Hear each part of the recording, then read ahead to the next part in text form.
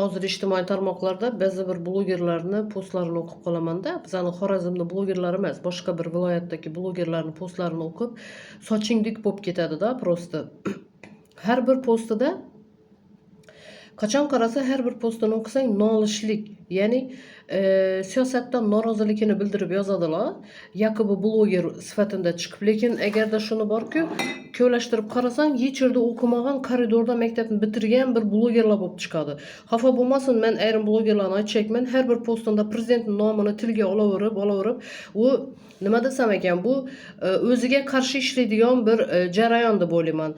Har bir postida o'zini raqamini qoldiradi. Bu raqamni qoldirishdan sabab nima? Bu o'ziga o'sha mijoz yig'ish, ya'ni o'sha siyosatdan, ichki nimadan idora tashkilotlarini o'sha olib borayotgan ishlaridan norozi bo'lib yurgan insonlar unga telefon qilib, shu ba'zi bir ishlarimizni bitkazib bersangiz 1-2 so'm beramiz degan bir maqsadda qo'yiladigan nomerlarni biz bilamiz уже. Prosta aytayapmanki, yaxshi raqamini qo'ysa ham o'ziga, lekin to'g'ri ish olib borsa bir yaxshi bo'lardi. Faqatgina o'sha bizani prezidentimiz nomini tilga olavermasdan. Sen undan ko'ra juda ham shunaqa siyosatdan norozi ekansan, boshqa yurtga ko'chib ketib yasha, shunda yoqmasa sana shu O'zbekiston tinchligi yoqmasa, O'zbekistonda bo'la turgan rivojlanishlar yoqmasa, bor ko'chib ket, boshqa yerda yasha. Yoqmay turgan bo'lsa, sen hali hech kim ushlab o'tirgani yo'q. Bu yerda sen birinchidan o'zingni noroziligingdan bildirib turibsan. Bloger, jurnalist bo'lsang, sen atroflicha o'rganib, keyin shu postlaringni yozgan bo'larding. Sen naborot bir tomonlama yozasan hamma narsangni. Postlaringni o'qiyman, menga ham yuborasan. Menga yuborma postlaringni. Men faqat kulaman xolos seni postlaringga, to'g'risini aytingdan. Xafa bo'lma. Prosta men aytayapmanki, ba'zi yerlarda juda ham bir quyishqondan chiqib shu postlaringni yozasan. Bu juda ham noto'g'ri holatda bo'lyapti. Ertaga o'zingga qarshi ishlaydi. Men уже surishtirdim, boshqa ham qildim. Mana shu ba'zi bir blogerlarimizni oqavarotdan men surishtirganman. Kim bu, qanaqa bu, qayerda o'qigan, biron nimani bitirganmi, o'qiganmi? Shu baribir shu ba'zi bir kamchiliklarni aytishgan, faktlar bilan aytishgan.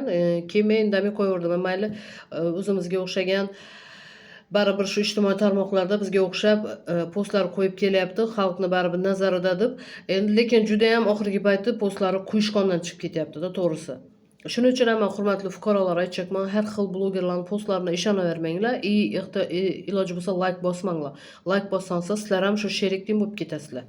Shuning uchun shukronalik kayfiyatida yashaganimiz yaxshi. Shukronalik aytishimiz kerak. Yine o'zlaringiz ko'rib turibsizlar, men hozir ko'pincha men shu shukronalik postlarini qo'yaman. Mana Afrikada qancha yosh bolalar ochlikdan, Suriyada mana G'azoda qancha xalq sovuqda diydirab, farzandlar diydirab vafot etayotgan holatlarni ko'ryapmiz. Ochlikdan o'layotgan holatlarni ko'ramiz. Shularni ko'z oldimizga keltirib, shukronalikni aytishimiz kerak.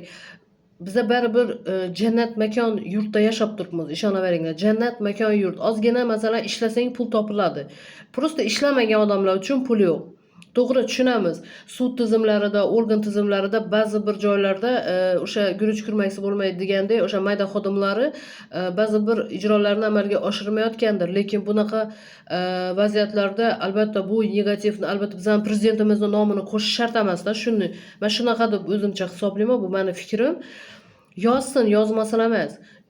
Aynan shu odamni o'zi chiqib murojaat qilsin. Juda ham shunaqa norozi bo'lsa, shu insonni o'zi chiqib gapirsin. Bu yerda birinchidan blogerni ham podstavить qilishadi. Ikkinchidan o'sha inson orqa-varaqdan turib balkim unaqa bo'lmagandir. Ikkinchi tomondan albatta o'rganish kerak deb o'ylayman men. Shuning uchun hamma postlar ham ishonmanglar, o'rtoqlar. Ba'zi bir joylarda o'sha noshukronalik kayfiyatida yozilayotgan postlar bu bizani tinchligimizga ham rahna solishi mumkin. Shuning uchun o'ylab ish qilganimiz ma'qul deb o'ylayman va hamkasbim o'sha viloyatdagi blogerlarga ham aytmoqchiman. Hozir bilasizlar, juda ham vaziyat og'irlashdi. Har bir bloger, har bir jurnalist yozayotgan postlari nazorat ostida turibdi. Shuning uchun o'ylanibroq yozinglar, ertaga sizlar bilan ham shunaqa bir xunuk voqealar ro'y bermasin. Sog' bo'linglar.